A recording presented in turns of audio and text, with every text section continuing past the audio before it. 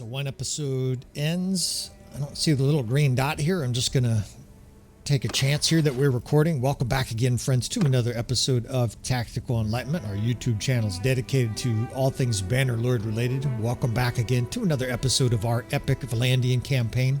I certainly feel like it has met that moniker of epic. That word is probably used a lot too much today, but this campaign has been wild, extremely difficult, and we've added in several plot twists just to keep things lively. Now we're with King Hal here, the gang's all here, the companions, the army, although we have a lot of small armies that are out in the field causing mayhem, doing some good things, and that's a very important part of a good campaign, is having your smaller player clans make an impact out here, and are they ever here, right? Commander Hall, Entho the Black of the Black Curtain, these guys are doing work up there defending Karbantsif. Now we're gonna pull a few more back into our army because we want to have what I consider sort of a sweet spot of army sizes, somewhere around 1,200-1,300. What that, in my opinion, allows you to do is it allows you to fight most foes in most situations, but most importantly allows you to move quickly, much like the Grand Armée, the Napoleonic Corps system, or Alexander's armies of the ancient era. Very important to be able to move around the battlefield quickly, and what a battlefield it's been. In fact, last episode I labeled Consolidation because it seemed like both of our different kingdoms, the Sturgeons and the House of York, were consolidating. You could also label it Consolation because even though we lost a disastrous battle to the Sturgeons, we pulled in a bunch of cities and keeps with some very fast siege work by King Hal. King Hal, of course, is a brilliant commander, right? That intelligence really helps when it comes to siege. So we've got to restock the army a little bit here. I'm actually not sure what my next objective is, although I think Pravend makes the most sense. And I think that's it. It looks like maybe there's a single army or a couple armies that were attacking there. I can't really tell for sure. But Entho the Black, right? You gotta love it. Taking prisoners. This guy that was a rebel clan leader is out there making an impact in the campaign. Now, at this stage, they're gathering their own influence. For a while there, we subsidized it. We supported them. They're now making their own influence. Well, it was a matter of time before the Aserai showed up, and in large numbers like this. Let's see, we got an army there. What else? Let's see, we got an army behind him. Let's take a look at this army first before we decide a course of action here. 1,000 versus 2,000 is usually a non-starter in this campaign, but if it's not the strongest army, maybe we can take a shot here, and we will get reinforcements because we have these smaller armies nearby us. Now this army is actually, I would say it's upper end. It's not elite, but that's a very strong army. Let's see here. We can make it to Ox Hall. You know what? You can't go. You can't get around the south end of Ox Hall. We could retreat to Varric Sand Castle. We've got some other armies coming. I think we'll just make a stand here. You know, we're nearby. We're nearby a village that I have been to before. Let's make sure it's the right village. We did a whole village defense series for the channel, and the advantage of that. Where's the buildings? Here we go. That's it. This is the one. This village plays extraordinarily well for field battles if you have tactics, which we do. So I think we're going to await this Aserai force here at the village. Now we should get another few armies that get close to us by the time they near us here. And we can make our stand in the village here. Just like one of those old Clint Eastwood movies. We're going to take on this daunting foe. They might run from us, but I don't think so. They heavily outnumber us.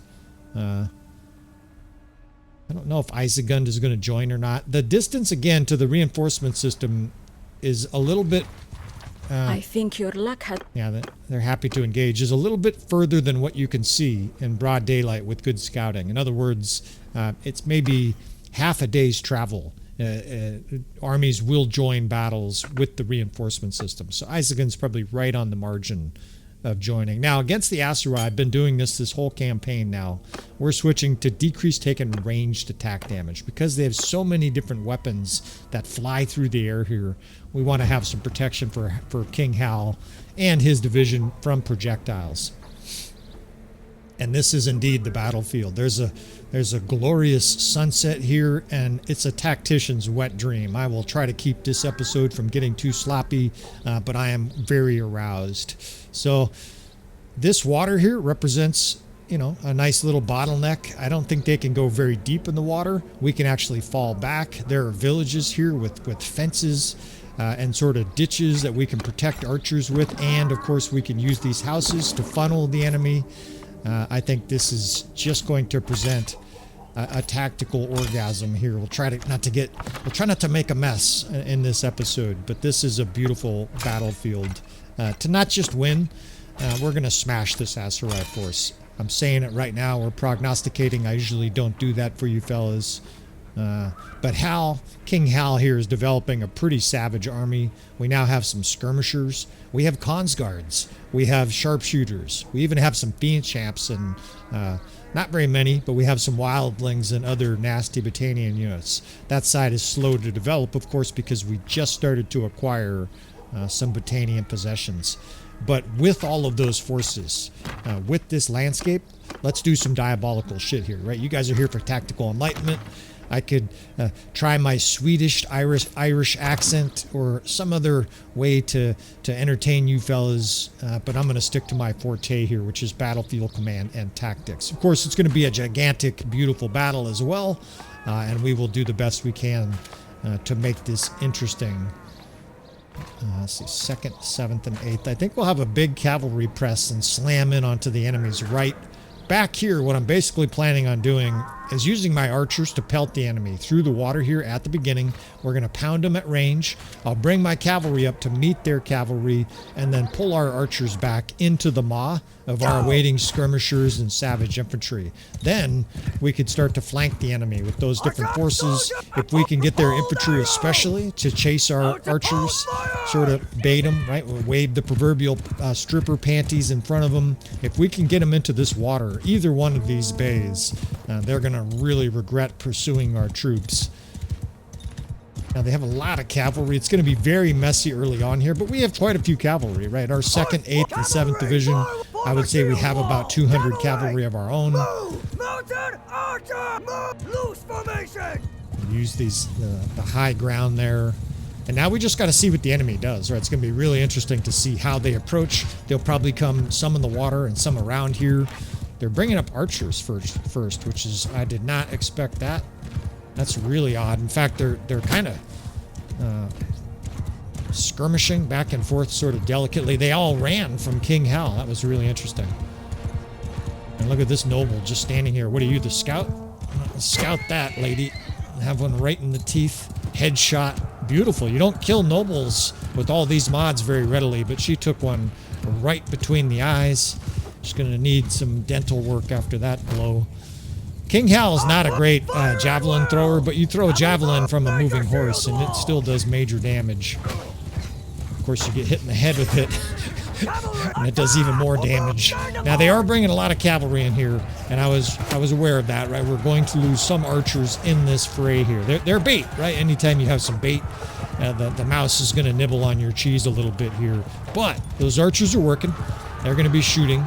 The cavalry is going to stand up the enemy decently here. I have horse archers spraying aside, and listen to the arrows hitting, right? You could just hear the enemy being skewered.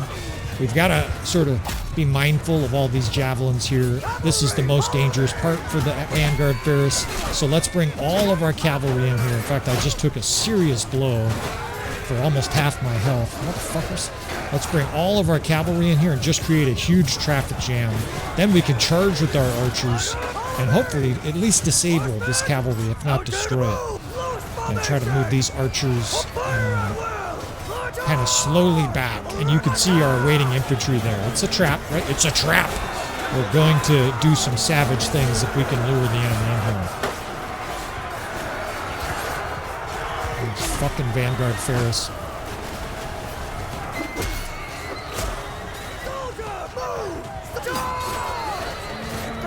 line this 6th division up. That's our skirmisher division. Our 3rd division is kind of up on that hill, and I'm keeping them basically back where the archers are going to be so that we can charge once their forces pursue, right? We're just using this cavalry, in fact, sort of now as a defensive wall so that the archers can get out of here. One division charges, the other one stands in a wall, and at a minimum, it should slow the enemy down. It should slow their roll a little bit as they pour in here from the edges of the battlefield. Now these are reinforcements. All right, at least we saw them come out there. Our 2nd division, we're gonna have to pull back because those are archers. That was kind of unexpected. I should have anticipated it, but I think most of those guys will be able to get out of there. Now we have a traffic jam of our own here, and there's a bunch of cavalry mixed in here, but most of these troops are ours. And look at what awaits this enemy force. Now we just got to suck their infantry in, and here they come, right? They're rumbling through the marsh here and pursuing like a bunch of dipshits. The AI is very much like the Dark Knight, with Bane, where they're like, you fight like a young man, leaving nothing held back. Admirable, but foolish, right? The AI is just pouring in here. And man, do we have a lot of troops that are ready for him. And here, look at these skirmishers set up here. Let's use this 1st division in this little gap. There's a little hole between the village rocks here, and just shove it right there. That'll really cut off any enemy flanking access. No cavalry or archers will be able to sneak through there. We can charge at that division as well. And there's 246 infantry plus a bunch of archers coming right down the slot. And of course, you'd love to see the AI adjust here, but they attacked us. They have to attack, and if they retreat, of course, we'll charge and flank. They're really checkmated right here. This is fucked situation. Once they're a little closer, we'll let fly our javelin throwers, all our lake rats, all our Skolder Broda can get on. They're killing. Our companions are racking up the kills here. King Hal's becoming serviceable. And listen to that arrow fire, right? Now the 3rd division can get to work. The 6th division, fire away, right? This is going to be savage. And Hal, of course, we are going to continue to periodically fight on foot. Look at these poor bastards. 200 soon-to-be-dead infantry in the maelstrom. They're trudging through the marsh, getting strafed with skirmisher and arrows. It's glorious. I didn't tell you, but we squared the 8th Corps and shoved it right in the hole so that this is the only troops that can get through. No reinforcements and no archers can enter the fray. We want these infantrymen to ourselves. In come the 3rd Division bellowing. It's just glorious. And they're just being shredded. All they can do is hold their shield up to not get killed. Horse archers, skirmishers, you get the point. Dead ass around. And you wish this was a huge battle where Wazuban was here, right? Because we might be able to take on a huge force with this tactical advantage. I mean, we just melted that first wave. Now they're still going to have a lot of archers, and they still have some infantry kind of pushing in here. But we want to continue to make the enemy come to us, at least for the time being. They've got a handful of infantry sort of mixed in here, fucking with our units. And I dare say Hal's starting to become a bit of a beast. Right now, his cut through for 6, that's not very good. But he's got some athleticism. His pole arm is now in the 2-something, 250, 270, something like that. He's becoming a major impact on the battlefield. Now, we've got shock troops and skirmishers and tons of infantry just waiting. The arrows are still flying, and of course the enemy's moving slowly because of this water. Right? They're just in a meat grinder here, and they can't flank us because we have the other side covered with our big infantry division. And Hal not going to probably fight elite infantry by himself. We'll let our archers kill them. Rose is racking up kills. The Baron's former mistress is in the army. I think we'll just keep her. It's kind of interesting ambiance. We've got this, the mistress of the departed Baron. I know some people were hoping the Baron would continue on, but it's part of the storyline, right? Sometimes the last laugh has to go to somebody else. Makes for a really interesting storyline here. And you know what? They've got a whole bunch of archers that are right there, 160 units away. Let's do one of those savage flanking. Let's start moving up units here. It's going to take us a little bit to get this movement because a lot of those units are going to trudge through the marsh. But if we can get these troops here, look how badly the enemy is downhill, trapped by water. This is too good of an opportunity to pass up. They're running into the water, even better. That's right, you fucking pigs, run down into this soup for us. They're trying to find a defensive position, but this is not it. Oh shit, I'm getting shot. Oh shit. Oh, I don't know how I survived that. I got pelted. I'm down to a sliver of health. Fuck. Gotta keep that shield up. The only reason he's standing, of course, is Hal's got that banner, right? That decreased taken ranged attack damage. And he has elite armor. That helps. I got javelins and arrows sticking out of my bloody shoulder. Alright, let's see what we got going on here. Let's keep stretching out horse archers on the side. Huge advantage, right? These guys are immediately in place firing. They're probably low in ammo. We're going to have to use them offensively soon. The infantry and skirmishers are starting to move up. We might even start using speed barriers or speed banners, right? With this infantry heavy army, movement is critical. I don't really do that a lot, but we're going to be doing more and more infantry tactics in this campaign. A lot of guys prefer infantry tactics to the other tactics. I'm not sure why. Maybe because it's sort of more pure, more realistic. Most warfare was a lot about infantry tactics. Of course, most of the famous generals, whether it's Hannibal. Oh shit! Fuck. Whether it's Hannibal or whoever. Scratch that though. I need to. No, damn! I did not want this guy. I got some fucking lake rot. I'm gonna do this. I rarely do this. So rarely, I barely know how to do it. But we're gonna do that. We now got stupid Henry. Hopefully, none of you guys mind me doing that. At this stage, though, I think we keep pressing. Man, we've got a huge infantry press here, and they're half trapped in the water down there and getting mauled by our infantry. Let's use these back alleys of the town here, the little village, to keep pushing troops forward. I think the enemy's still going to be down in the marsh as long as we can move quickly here. Now, this is a problem. Fucking enemies delaying us here. It's an accident. It's not intelligent, but that was effective at slowing us down because I want to get to the enemy flank here ASAP. If we can get a bunch of skirmishers, horse archers, etc. on the enemy's left flank here, this is going to be highly destructive. They're just now starting to emerge from the marsh down there, and they're in a really bad position here. Of course, they're also in the sights of stupid Henry, who happens to be a mass murderer, right? Henry is absolutely destructive. He's got good bow skill. He's got incredible weapon skill and athleticism. It's time to kill some horses. Again, we got another battle where King Hal sets the army up to win. He gets knocked unconscious. And now King Henry. Not yet. Not yet, Henry. You're not king. Don't get too excited. Stupid Henry here gets to hopefully seal the deal. Now, there's a lot more Aserai here than I thought. I don't know if they've gotten reinforcements. I swear I'm not seeing the reinforcement messages. We've had battles. Look at how bad they're pinned here. All right, horse archers, keep pushing and pressing in on these archers. But I swear I'm not seeing the messages anymore for the reinforcements. Maybe I'm just so focused on shooting dudes in the face. I think you don't want to get close to Henry. You're better off staying at range there, buddy. He's just a menace. Look at this shit, just wrecking shop with he's got a legendary sledgehammer. It's just a beast.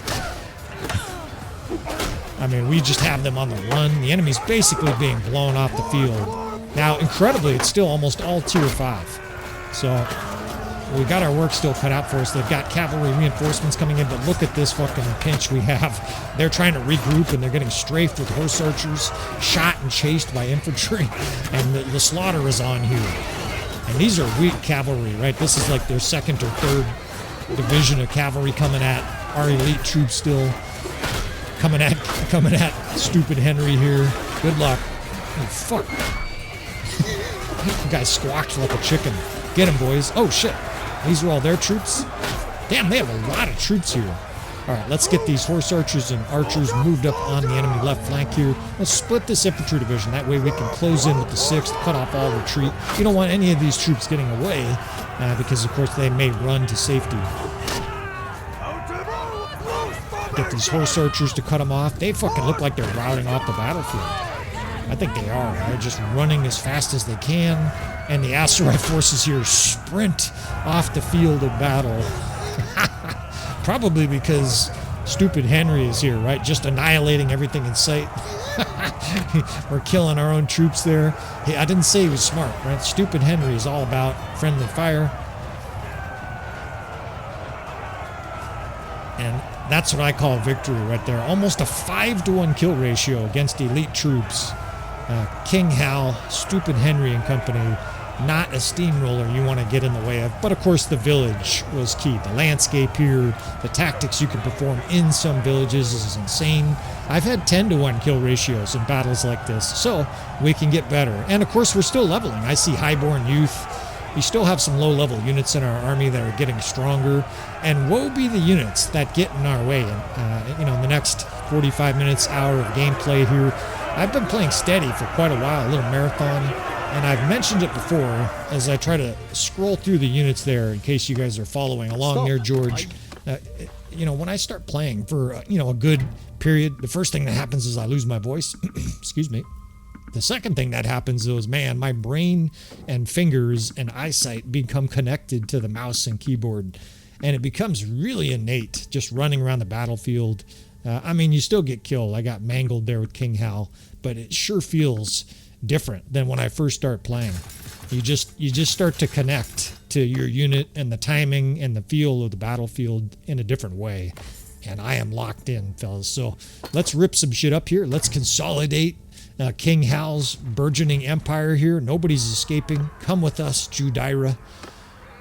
The Gilmans have joined the Sturgeons. Okay. We can't forget the Sturgeons, even though we've given the Sturgeons the bloody nose. Their elite forces are still around. Right now, the good news is that on and off, they are dealing with the Khazate, right? So we have a little bit of help in this battle, and this was also part of the intent of this campaign. The probability... Is that another huge force? What the fuck? Okay.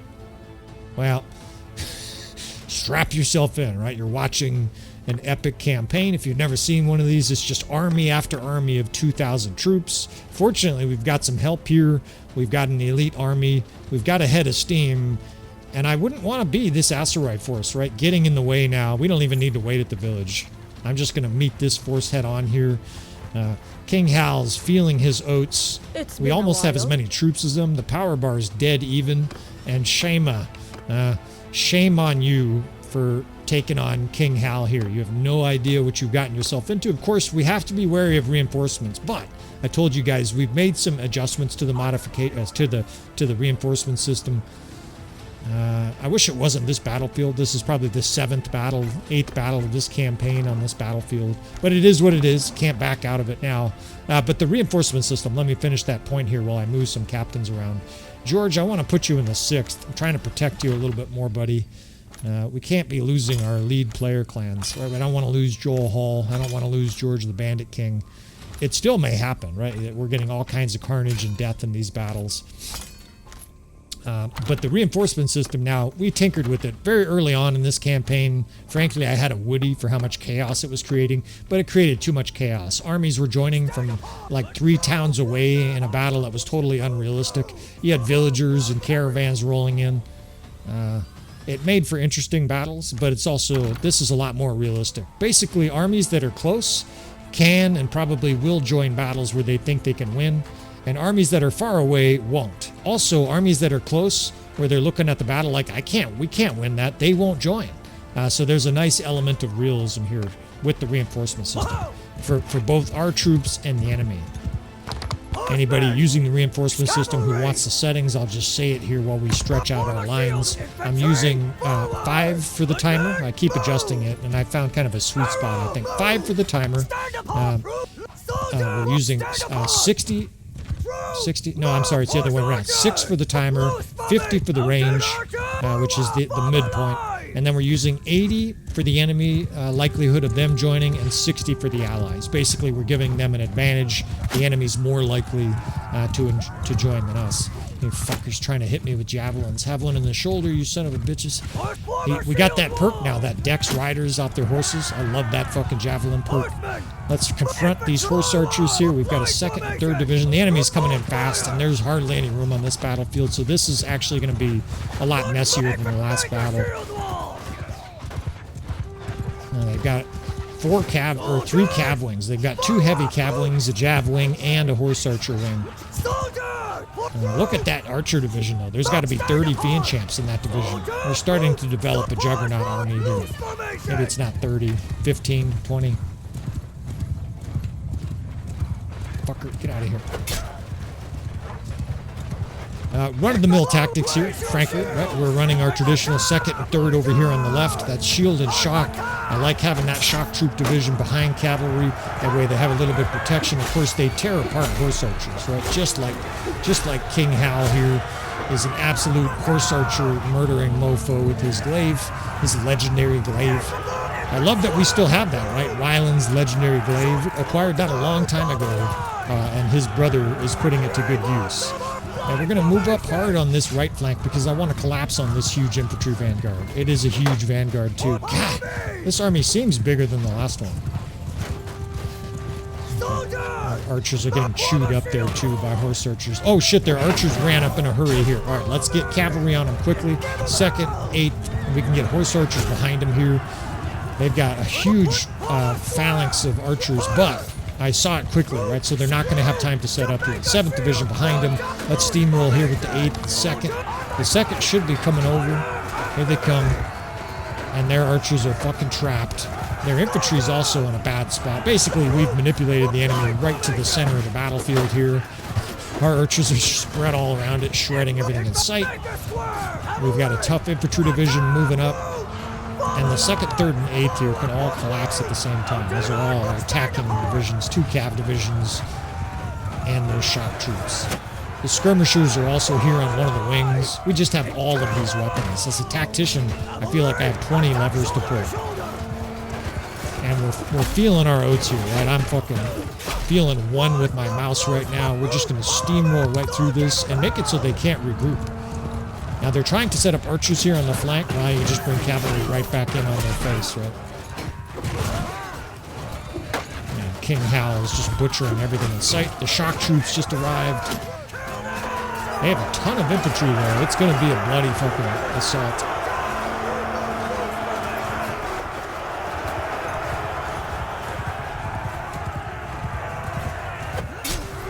And they have the extra hit points, right? These are definitely amplified lords, too, because I've hit guys for 130, 120. They're not dying. Shit, they already have more archers coming up. Let's bring the 7th, 8th around here. These guys are protected a little bit, but we've got to get some pressure on them while the rest of our troops work. Fortunately, they have no targets. It's nothing but enemy troops in their face. I still got 2/3 of a health bar. That guy has no health bar. It's rolling around on the ground. And it's such a good feeling when you've been playing for a little bit. You guys have probably experienced similar nirvana where you're just dialed in. It's like having a car, you know, where you could just rip through traffic. I'm a pretty safe driver, but I'm also a very capable, aggressive driver when I need to be. And I don't mean like a road rager. I mean like I can whip my car around like it's nothing. Just push right through. We're not going to let this Asteroid force catch any breather here. I've got a cavalry division basically cutting off the reinforcements from the rest of our troops so that we could move up. I'll tell you, their infantry forces are taking longer to destroy than I thought we would. Oh shit, I forgot the 5th. The old span of control failed me again. Let's get the 5th right here. They've got a nice angle. And let's get some fucking handiwork on ground here. Just lead our 1st division, 3rd division's with us here. And the enemy's trying to regroup right in the face of charging infantry. Kill them, boys.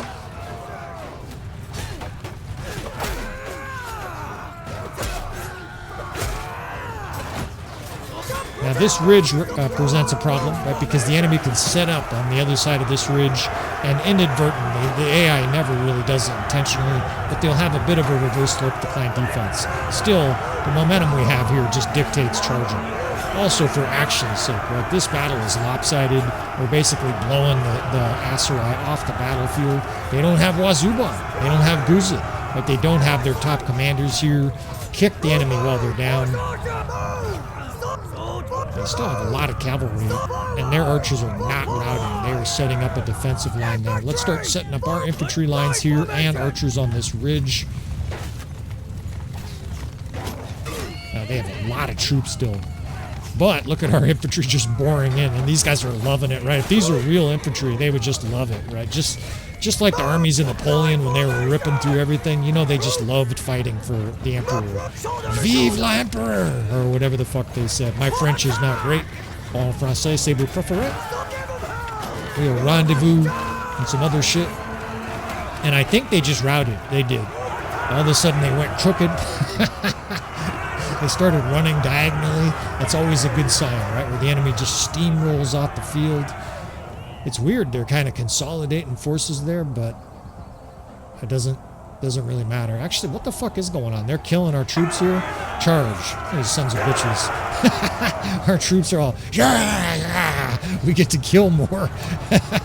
There's like 20 Varangians leading the way. Love it. Again, we're not going to be recruiting Varangians, but if they happen to be in our companion armies, we'll take it. It's not a big deal. I'm not going to be too strict about it. This campaign is hard enough.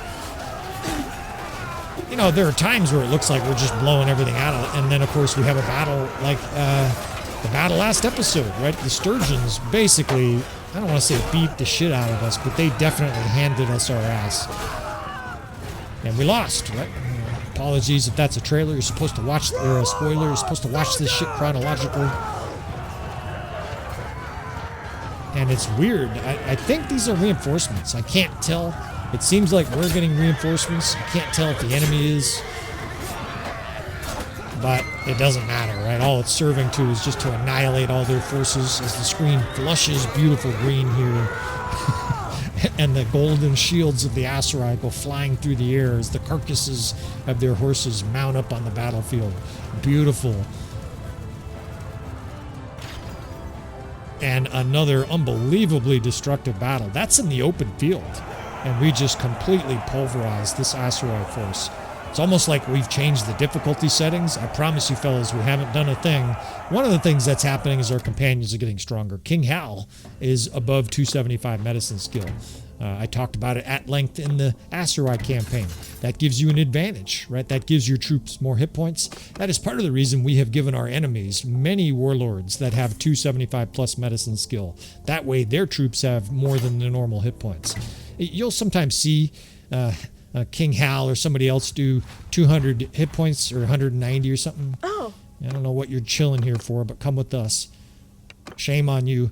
You'll see basically, you know, way abnormally high damage, and they don't die. That's for sure from the editing we've done to the enemy lords, right? We've given, in some cases, I think they have 500 medicine skill. A few of the ultra high-end lords. What's happening here? Pizzate and the Sturgeons. It's time to do some scoreboard watching, and I observe Commander Hall making an army. I love it, right? Our player clans.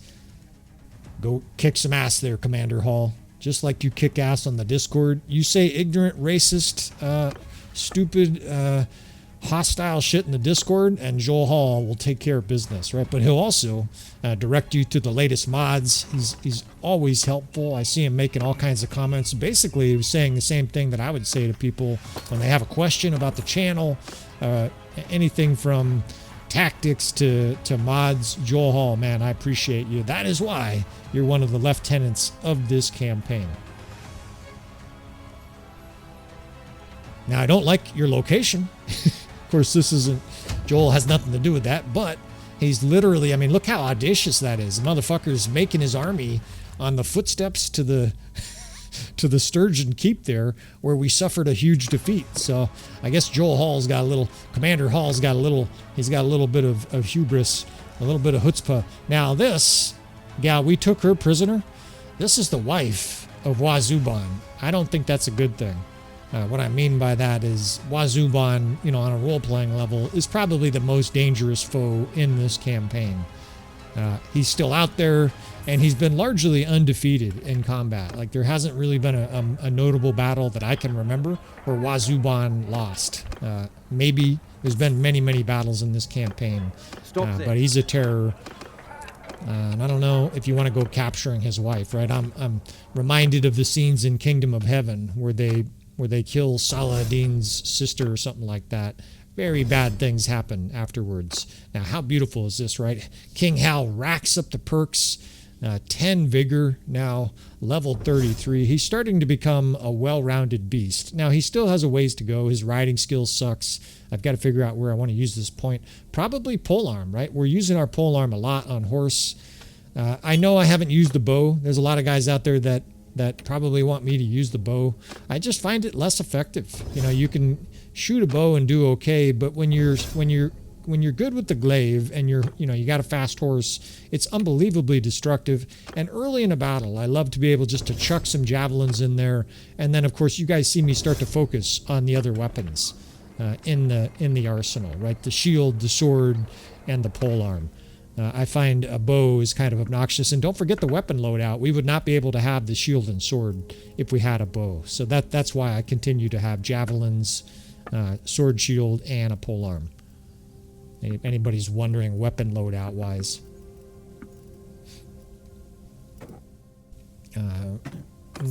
Got some food here that I can dump on Ox Hall. I want to sort of keep these food stores of our companion armies up to snuff, but I don't want to overfill them. The reason for that here is I sell little goods. There may be some slow parts of this episode where I just ramble, and maybe we'll edit it. We'll see.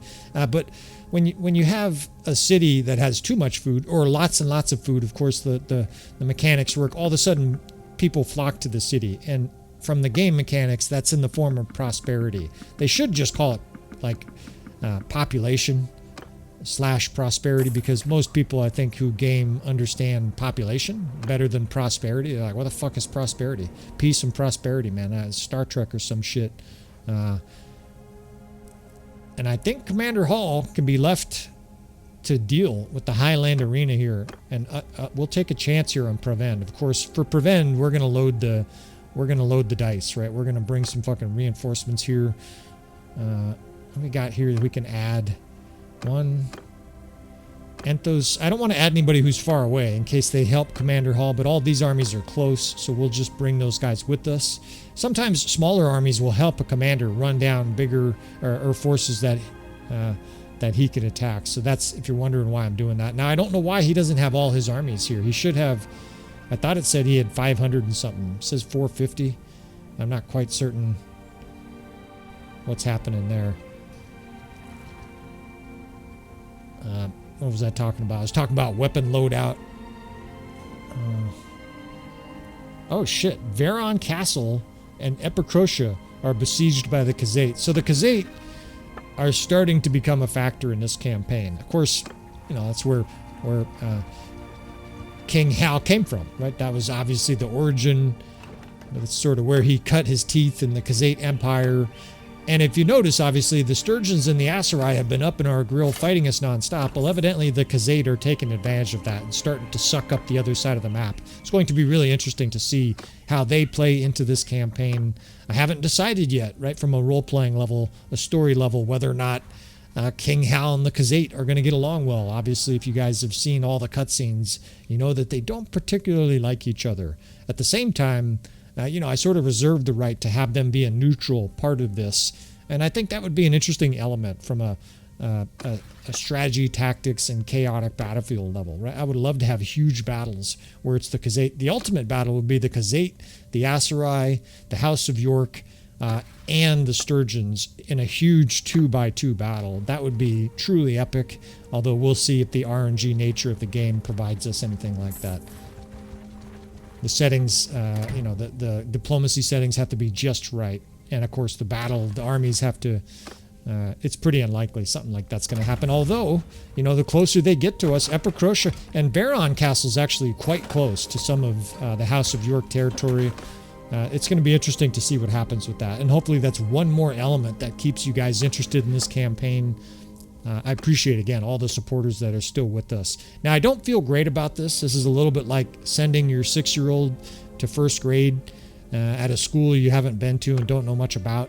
I'm a little nervous for Commander Hall out there. There's all kinds of lethal Sturgeon and Aserai forces, and he frankly has a small army. They don't have enough influence yet to make, the 12, 13, 1,500 person army. They've got their training wheels on still, and there are alligators where he's pedaling his little bike. So best of luck to you, Commander Hall. Hopefully you don't get killed. Hopefully you don't get captured. Because if he can have some success out there while we take care of Pravend, more's the better. This part of a campaign, you really have to have help because your empire gets expanded. You're a little bit like Charlemagne, where all of a sudden it takes you 4 weeks for even a message to get from the middle of your empire to the edge of your empire. We forget about it today, of course, with cell phones and Twitter and all the other instant, I guess it's called X, all the other instant communication, but everything was by horse back then. If you were lucky, right? A lot of times it was literally couriers like running through fields and stuff like that for a couple days to send a message to a marshal or something like that. Now ships were the fastest way. I remember hearing once that whatever a horse, what was it? It was. Let's see if I can remember this analogy here. This is a little bit boring here because I'm really trying to siege down these fire catapults. I don't think we can destroy a wall here without taking forever. But I want to destroy at least one of these fire catapults. At times they've had 3 fucking fire catapults here. It was 1, 7, and 20. That was the analogy that I remember from one of the history lessons I took. Ragnar Lothbrok's out there having children. Future terrors, no doubt. And so what it was is if it takes you 1 day to travel somewhere via ship, it takes 7 days via horse and 20 days on foot. So you can basically think of the medieval travel era. Obviously, there's no ship on land, but what that's indicating, like, say you were in somewhere like Genoa or somewhere in Italy like that, and you were trying to travel maybe to Jerusalem or Antioch or something like that. It would take you 7 times as long on a horse and 20 times as long on a foot. So travel really was slow in the medieval era, and we for sure take it for granted today with these planes just whipping us all around. It's always wild to me that I can get into a plane in Seattle and be in a tropical location in 6-7 hours. It's a pretty amazing technological advantage we enjoy in our modern society. And this is proving to be much, much harder than I anticipated here. I'm kind of in a hurry, and frankly, we're losing the siege game here. Let's see. I guess we're going to have to just compromise. Ordinarily, we just blow the enemy's siege up, but they have this commander in here, this Dial, this fuck Aserai guy is in this city. And if you don't know, the game mechanics, it assigns, the best engineer for the defense. And just like Kingdom of Heaven, right, where supposedly Balian is in Jerusalem dueling against Saladin, the siege commander inside the city is enormously impactful to the power of the defense. In fact, I'm doing a whole reset here because, frankly, we lost. Yeah, Orger is moving in for the kill here. God, that's making me nervous. Come on, Commander Hall. Just siege that little castle down and all of a sudden say, Commander Hall's had success or whatever. I can't remember what it says. But anyway, so this is a thing. Now, there's multiple factors. I can explain this since this is taking a while. The first thing that's effective is the army size. You can picture a bunch of soldiers running around carrying wood and chopping down trees, almost like the movie Willow for you older folks. Cut the trees down, where they cut a tree down to make a ram anyways, your soldiers and the amount of forces that are in your troops impact how quickly your units build everything from catapults to siege rams and siege towers. And if the enemy has a lot of forces inside, it also impacts how quickly they build catapults. Now, the destruction of them, you see how sometimes it hits and a lot of times it's just flat out missing. The misses have to do a lot of times either with your lack of skill as an engineer, in other words, the best engineer in your army, or more accurately, the one that you've assigned to be in charge of your siege engineer, right? Sometimes it's somebody else in your party. The lack of skill or skill of those guys compared to the commander inside. And in this case, Dial is basically jousting and at least holding his own here. We're sort of whittling down a wall. For those wondering, the city probably won't starve because with the Strength and AI mod, it gets free food. So does this guy. This guy's literally getting free food inside the city. And he's got all kinds of elite stats that are artificially high. I don't think we're gonna be able to win sort of a traditional siege here. I keep hoping, that we'll have a couple lucky shots. And the thing is, with these catapults, you take major losses. If they have 3 or 4 fire catapults, well, they won't have 4 usually, but if they have 2 or 3, they might even destroy our siege weapons and make us basically not only suffer a bunch of casualties, but have to start over. So apologies for this delay. And sometimes here, of course, we'll just do a little bit of editing. But I like to include, the little details that I was able to articulate there. Siege is sort of mystifying. This is definitely not something they cover well with the help files or the tutorial or anything like that. And hopefully that little tidbit there about Siege is helpful. Now they have a fire catapult, they have a regular catapult, and they have a ballista, but we have a pretty good mix ourselves, and I think that's just as good as it's going to get. Right now we got to pray we don't get backdoored here because it's going to be a very messy siege. But we just destroyed, some 40-something, 4,500 Aserai. So odds are that we have this city to ourselves. Now, looks like the seasons are changing. We've sieged this castle before for this campaign, and I'm aware, that there's some redundancy to this, right? That's why we're doing some of the editing that we did in the previous episode. I will continue to periodically do some editing. You guys, of course, are free to leave feedback. If a battle is really interesting or dramatic things happen in it, such as the death of Rose or something like that, heaven forbid Rose, we will make sure to tell you guys, right? It won't just all of a sudden, oh, and I forgot, Rose died last episode and didn't show you fellas. I'll do the very best I can to make sure we include those details. But if there were 500 defenders here, I wouldn't even show you this siege. I'm showing you this because there's a lot of defenders inside with a really good commander and presumably elite troops. So we will probably not edit this out. Let's see, with the after editing, and probably not remove this siege. But we'll see. See how this goes. Maybe we'll just blow the doors out here. See what they got going on here. Probably going to man the fire catapult. There are some small things that I can do both to help us win here, but also to improve my siege skill. King Hal has decent siege skill, and I was just mentioning, right, your siege skill is imperative to be able to take down cities like this. If you have really high siege skill, it's amazing. Your catapults just obliterate the enemy. And of course, I'm talking in the campaign map. I'm talking, not in this screen, in the previous screen. If you have 290, 300, 310 siege skill, you just blast your way in. Now, I don't actually know what King Hal, what his siege skill is, but I don't think it's very high. Now, one of the ways you can increase it is right here, right? We're going to jump on this this fire catapult, and hopefully we can find some clusters of troops, right? I see a nice thick bunch of yellow on the wall there, and we'll see if we gain any siege skills. Isegund is getting some shit. The fucking siege tower's in the way.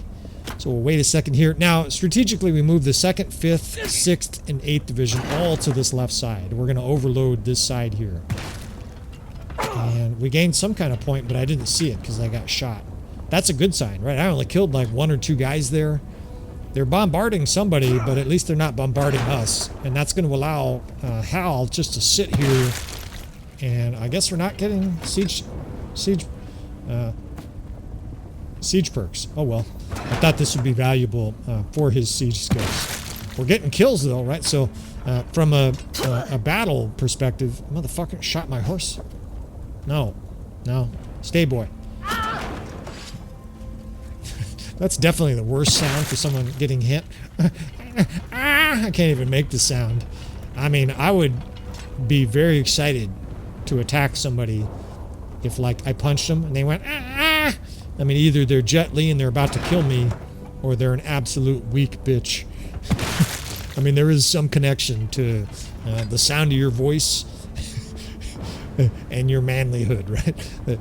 James Earl Jones probably beat the shit out of some people when he was younger. Although maybe I'm just talking out of my ass here. Now, this is purely luck, but it really does feel like King Hal is completely locked in at this stage. I mean, I'm like accidentally smoking the enemy with fire catapults. I barely need to look. They are starting to shoot our way, which is a little bit disconcerting, but every shot is just smoking 10 enemy troops. Our skirmishers are unleashing hell. By the time we get up there, there's going to be just corpses laying everywhere. Oh shit, shit, shit. Well, we can't do that again. We just smoked our own siege tower. The good news is their fire catapult can't see this siege tower.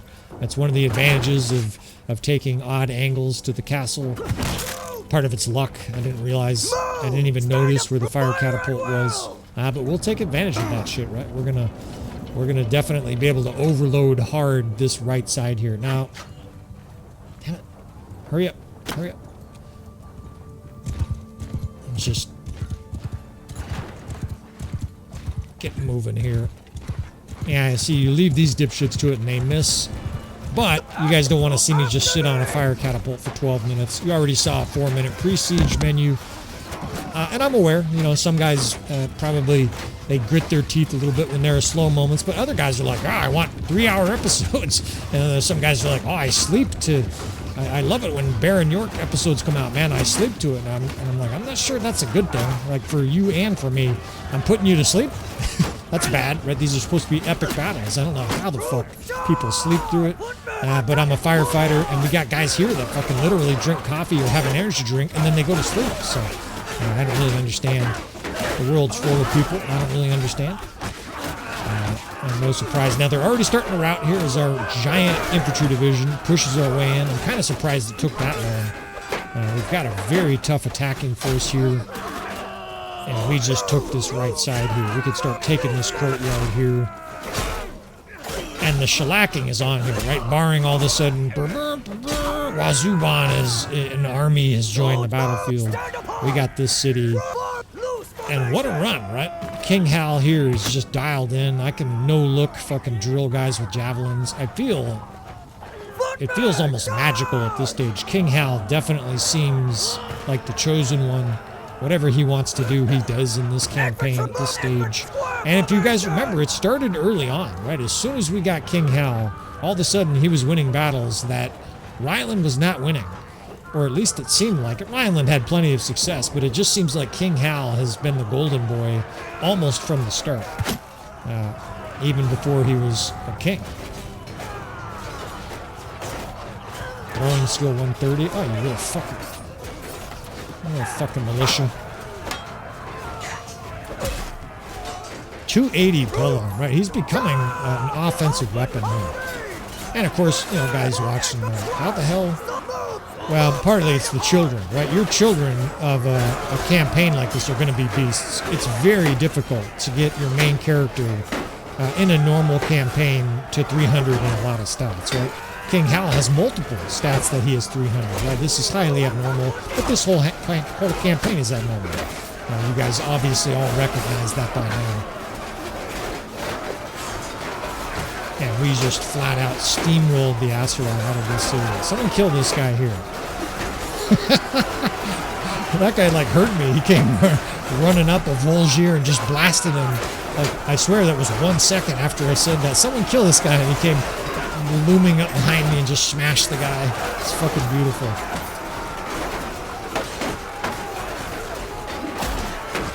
And tear your limbs here. And I'm starting to feel a little bit ecstatic. Now, you got to be careful with hubris, right? The game will punish you, especially with all these mods. We're going to continue to use an ounce of, humility here. We're up against brutal opponents, but what a beautiful scene here. We have like a late afternoon golden day of sunshine, fall trees at this beautiful city of Pravend. And you know what? We're going to make this King Hal's city. We're going to overrule all these little insolent, all you insolent Patreon supporters, right? All the other, we're going to take this one here for our despot Hal, and look at that engineering, right? 70 fucking points to his engineering. I mean, you talk about power leveling. So we weren't seeing him there when we were using that catapult, but evidently it was working, right? We were racking up skill points, and well, I feel ecstatic at this stage, right? This has been quite a run. It's at the end of a long play session here. We'll probably wrap this up soon. I'm looking down, and this episode's probably going to be an hour-ish. But let's take care of some business here. Let's gather up some prisoners. Now, the nice thing is your vassals put a bunch of troops in the garrison, so I'm not even going to look at the garrison here, right? They're going to put a couple hundred. For now, that's going to be adequate because we're going to definitely march and make sure nothing is coming this direction, right? We're going to head south. Oh, I was hoping it was a tier 6 legendary piece of armor. It's just tier 5. It's still a nice little piece, couple nice little pieces of armor, but unfortunately it's sort of overrated. We're going to dump some food into this city. So 6,000 prosperity already. That means this city is probably going to support a militia in excess of 500. In fact, it's already over 500. 578. And we want to put a good governor here. And it occurs to me that Hal is running around with his pregnant wife. Let's put her here as the governor, right? She can be barefoot in the kitchen at Pravend. And hopefully that'll really help Pravend both grow as a city, acquire a bunch of prosperity, which means a larger militia. We can upgrade the shit out of all the different buildings and stuff like that. And hopefully this is the city where we hang our hat. Quite literally, anybody comes to attack it, and you got to deal with the queen, right? Queen, oh shit, I can't remember her name. Queen Yesha, that's her name, right? Yesha. I mean, all the projects are virtually done for us. It's beautiful. The militia's only 189. The troops put 500 troops in the garrison here. Well, thank you, fellas. All these minor clans just dumped. Of course, some of our companions dumped their troops in there as well. But here she is, right? And she's got a beautiful list of perks because she's kind of a governor spec, right? She's a decent warrior, but she's a much better governor. Our pregnant wife now is going to be commanding this city. And apologies to any of you fellas that were like, yeah, give me Pravend. We're going to do our best we can to continue to hand out spoils here. And how beautiful is that, right? Commander Hall takes care of business. We've got a city under siege here, and I can't see what's going on here. It doesn't say there's an army attacking it. So I must have missed a message or something, but we're going to head there before we wrap this episode up. It's probably something small, but there's 500-600 defenders there. It can't be that small. Let's clear that out. But boy, we're starting to carve out a territory here, right? This is starting to look like a kingdom, huh, boys? We've got all this black and red. I love the color scheme, and I am in a stage of ecstasy at this point. Can hit a few villages. We still have 1,600 troops, right? We've got this large army. And this fucking guy here. I'm tempted to do peace, but I think we're going to build that into the storyline at some point. Until then, we're just going to continue to have to hemorrhage fucking influence. You nice Patreon supporters are causing us to lose all our influence voting for peace. I've told you guys already, we're not going to have peace with the Asurai ever. And the Sturgeons, we shall see. Yeah, Pravend is ours. Our influence is starting to hemorrhage here. As aided of the Wolfskins may have to go. I mean, he's a help on the battlefield, but man, is this guy a whiny, high-maintenance bitch. Non-stop. Look at these single armies attacking. Rodan of the Gilman. We have these locations with not very many defenders, and they're attacking with like an army of 200. They're sieging with single armies. You don't see that very often. So I think let's release some troops here. Let's hope that we form a third army, right? Ento, maybe we'll form an army at some point or other. We can do George, it's not the worst time, George, right? George the Bandit King. Oh shit, never mind. Commander Hall. He's heading up there to defend. Commander Hall, man, you fucking rock, right? This guy's been ripping it. Has not been captured yet. I talk about that in the Asurai campaign. We did a pretty good job. We only had our ally armies. Well, let's see. I won't tell you how many times they were captured in case you haven't watched that campaign yet, but we did a pretty good job micromanaging in that campaign. We're getting more nobles here that are sort of popping out of the woodwork. That's Commander Hall's superior, technically. Vlandian or whatever is in charge now of the House of Saxe. And we can do a few quests here. We'll just assign a companion to do this quest. We'll do... Oh, shit. Didn't mean to do that. Oh, well. But we don't need a full-size army, right, anymore. Like I've been trying to say, we're going to run with a leaner and meaner army in this campaign when it makes sense, right? We're not just going to slam into 3,500 troops with our 900. But when we're roaming about, it's much faster. You can see our speed got up to 3.7 there in the day. To have to have a faster army. Now, Commander Hall's probably chasing something. When you see erratic movement with our, we've got our nice little state-of-the-art satellite here watching Commander Hall. That's usually them chasing a target. And it looks like maybe they ran inside Dunglanis. Yeah. No, not patrolling. I want him to defend Carbantheth because he should be able to kill whatever is there. So he takes the north. There's more death spam down there. The Sturgeons look like they're getting worked. The Khazate are becoming a major impact in this campaign. Look at all these Sturgeon forces taken prisoner. Now he's coming down here. So Commander Hall is having a little bit of a fit here, apoplectic fit. He's kind of running back and forth. The AI sort of prioritizes the easier targets first. It'll attack a smaller army. Shit, that was an Aserai force, a sizable one. It'll attack smaller forces before a larger force. So basically, the low hanging fruit. And this fucking bitch ass Aided of the Wolfskin is just demanding locations left and right. I mean, I guess we could try changing the name of the guy. That's up to you guys, right? If someone wants to be Aided of the Wolfskins, right, we'll make a badass character. Actually, I have an idea for something I may do as well. We've got this minor clan, part of our kingdom, and just like these lake rats, I have not experienced this where minor clans are voting left and right. What the fuck is this? They normally don't gain influence, right? Because you pay them for influence. So I don't really understand what's going on here. Feel free to pop up in the comments. The Wolfskins are a unique situation. They were prisoners, and we said, hey, join us. And we had to go through the whole little questionnaire thing, like, what do you think? Do you want to join us, etc., etc. And they did join, right? We did get this dipshit Aided of the Wolfskins or whoever. Maybe it was the guy who was ahead of him before he got killed. I don't think this is the leader. I don't think we can get more clans. Yeah, actually, never mind. That means you can't get any more clans. And we've got another battle looming here. I better sit up just in case this gets gnarly. Commander Hall's coming down. I wonder if he'll join. So this is pretty close to the distance where the reinforcement system is enacted. You can sort of see his distance there. And it's a sort of middling Aserai force. It's even on the power bar, which tells you they have a strong army. Under my command! What do we got going on here? It's pouring rain. They're uphill, which should never be a thing, right? If an enemy was sieging, you should be able to fucking get the high ground. But it is what it is. Maybe we can manipulate to the high ground here. Do some more tactics, of course. Don't need to suffer 900 casualties here, or worse, a defeat. Have all this positive momentum wiped out by an ignominious defeat.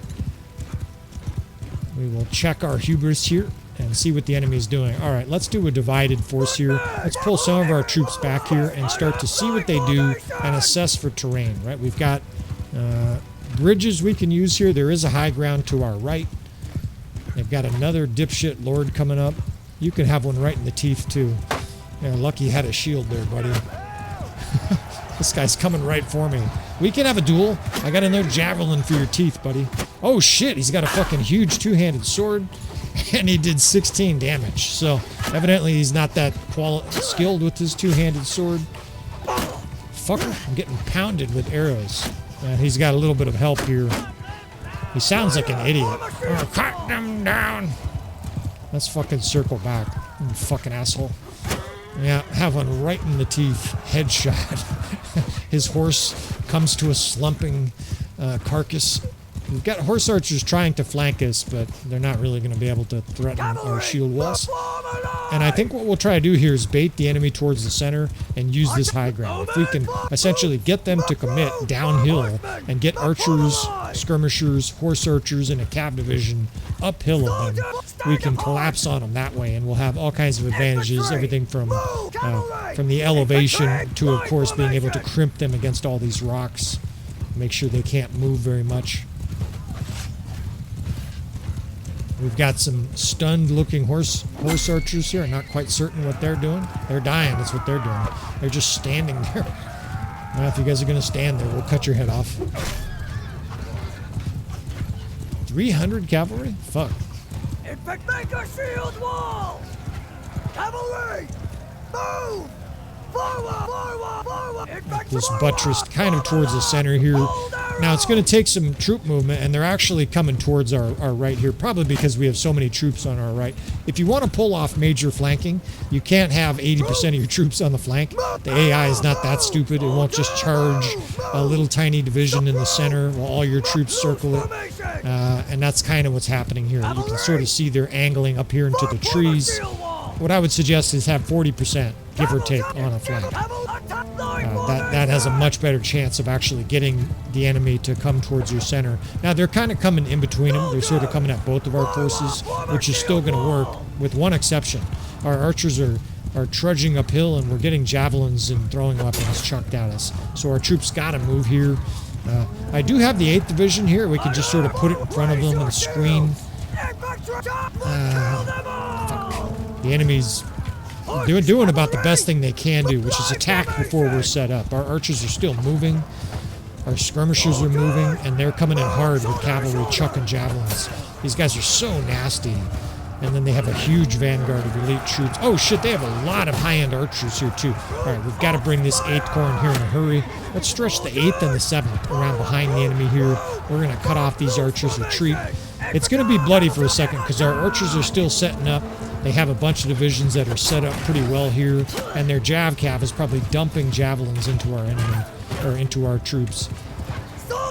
I've said it before, the Aserai have massive front-loaded damage. If you're in a battle against the Aserai and it looks really bad at the beginning, don't lose heart. Right? They're going to run out of javelins eventually, and when they do, that's your turn to sort of turn the tide here. We'll see if we can't turn this death span. Man, this army is packed with high-end troops, although... Why am I still surprised, right? We're using this strength in AI mod. It's going to make the enemy all elite units, tier fucking 5 and 6 everywhere, being champs galore. It's nasty. There's just very few easy battles. But we've got them in a meat grinder now. Now our archers are set up and the death spam has turned, right? Our infantry just reached their lines. The skirmishers are boring in. Our cavalry is trampling their archers. Our horse archers are cutting off their retreat. And things are starting to look good for our army here. It's still a menacing amount of archers. And they have a bunch of infantry here wailing away. So another very bloody battle here. You know, just hope there's not a lot of death, right? Hold on to your hats there, George. Of course, Commander Hall, he's out there, you know, he's up to the devices of the AI. We just smashed their infantry. They got completely collapsed on. And what's nice, too, is our reinforcements are right here by bringing the enemy down the valley here. Fucker. That brings the enemy almost right to our reinforcement spot. The advantage, obviously, is huge. Our forces pop out right on top of the enemy or nearby, right a couple hundred yards. Meanwhile, the enemy's trying to regroup through a bunch of cons guards. How do you think that's going to work? Not well. They're getting smoked from behind here. And now King Hal is going to get his beat stick on. We did one of those Disasters of War series. It was fucking great. This guy had custom weapons, some of the funniest names I've ever seen. He had Durthert's face magnet. He had a hammer, Durthert's face magnet, and some other beat stick and some other funny names. I love that shit. Some creativity with your weapons. I mean, Anduril has nothing on Durthert's face magnet. Anduril, of course, you Lord of the Rings fans, Flame of the West, right? Aragorn's sword remade. I am a huge Lord of the Rings fan. if there is, and it sounds like there's going to be, a very playable, very balanced Lord of the Rings mod eventually. It's got kind of an unusual name, and it's kind of like Shokuho, where it's very, very, very slow in developing because of how incredible they're trying to make it. We're going to have some unbelievable, epic campaigns in Middle-earth. I am such a big fan of the Middle-earth, and I have a huge amount of knowledge of everything from the Silmarillion to the Lord of the Rings. I've literally read or listened to the Lord of the Rings, the full trilogy, 10 times. So we're going to be able to mix in some amazing lore here, and hopefully we have some epic battles. Now this episode could basically be called the beatdown, right? King Hal's beatdown here as he smashes everything to pieces. No deaths. It's been basically, ever since that Sturgeon defeat, it's been an unmitigated string of unbelievably smashing successful victories. And maybe a little bit of the snowball effect, right? Guys worry about it, actually. I see it in the comments. They're like, oh no, what happens if you start snowballing? The campaign will just fizz out. Well, don't forget the enemy that's out there, right? That is purposefully built in. We have Wazuban, we have King Canute, we have Ragnar, we have all these ultra high-end, Galeron the heavy-handed. We have all these ultra high-end companions that we have to deal with. Companions, enemy, right? Enemy lords that we're going to have to deal with. That's going to prevent the snowball effect, right? We're not just going to be able to steamroll every single army, as we showed with that gnarly battle against King Canute and all those elite Nord lords. This campaign is going to be, hard-fought battles basically the whole way through. Now, there's still going to be blowouts, right? It's not like I control the battles. We're just, we've got this arena, this world here to have this chaos and carnage and all this different battle, and let the chips fall where they may, right? Let the companions and the player clan people survive or not, right? Commander Hall's out there doing his thing, George the Bandit King, all the rest of you Patreon supporters, I appreciate you fellas. And of course, all of you watching this on YouTube, I appreciate every single one of you. I started YouTubing a couple of years ago. I had like 4 subscribers, then it was 6 and 12 and 28. You get the idea. Of course, if you want to see more, you want to subscribe, please hit that like button on the way out, friends. And with all that said, the King and I will see you next time.